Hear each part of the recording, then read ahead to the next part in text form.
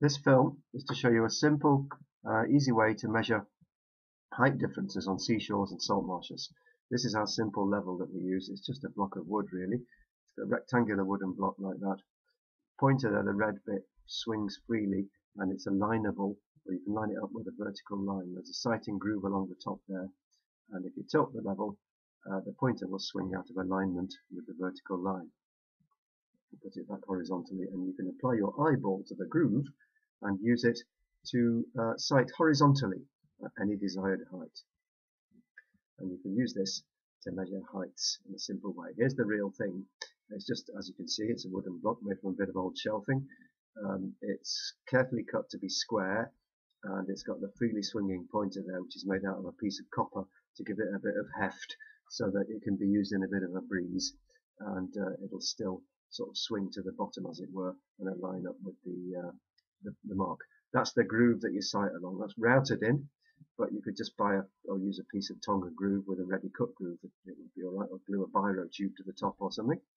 And that is the little line that's inscribed vertically to line the pointer with. Here's our sight, and the simplest way to use it is like this really. Put a ruler at the site that you're measuring from, that's site 1 in our case, and put the level at the height that you want to measure the height increase, the height you want to measure to. In this case it's half a meter, as you can see. It's all lined up and the pointer's in line. We apply our eyeball to the level and we sight onto the rocks ahead. We then walk to the rocks ahead, keeping our eye exactly on that point and fall over and hurt ourselves. So the best way to do this is not to do that. It's to get an assistant to apply part of their anatomy, preferably their foot, to the upper of the sights. There we see an assistant with their foot applied to the sight. So clearly their foot is exactly half a meter above sight 1, and that is sight 2, or whatever you want to call it. Simples. There's a winkle on that winkle picker. Now this is how it works in real life with Jasmine and Katie.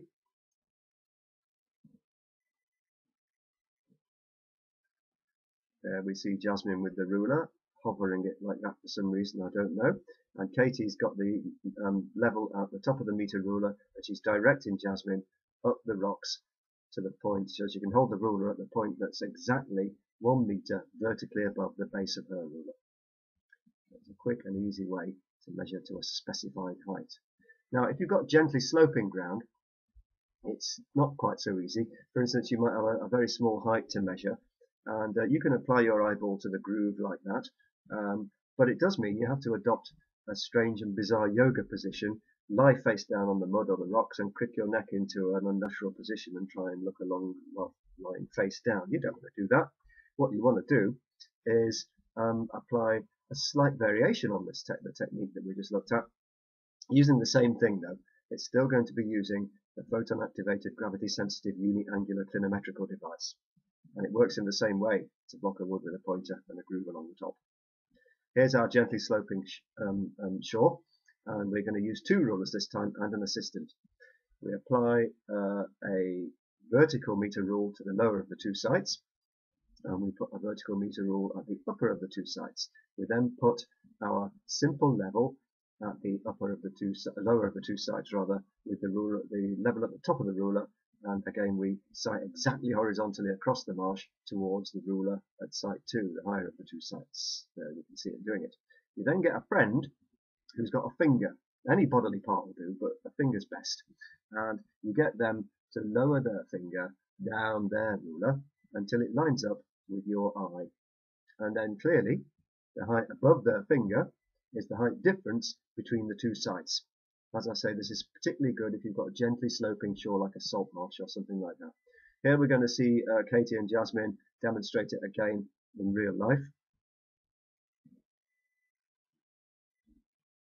And there's Katie with the level square with the top of the ruler, and she's going to direct Jasmine's finger down her ruler so that they can measure the height difference between the bottom of Katie's ruler and the bottom of Jasmine's ruler.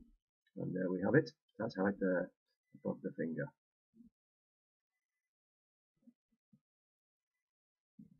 Thank you very much.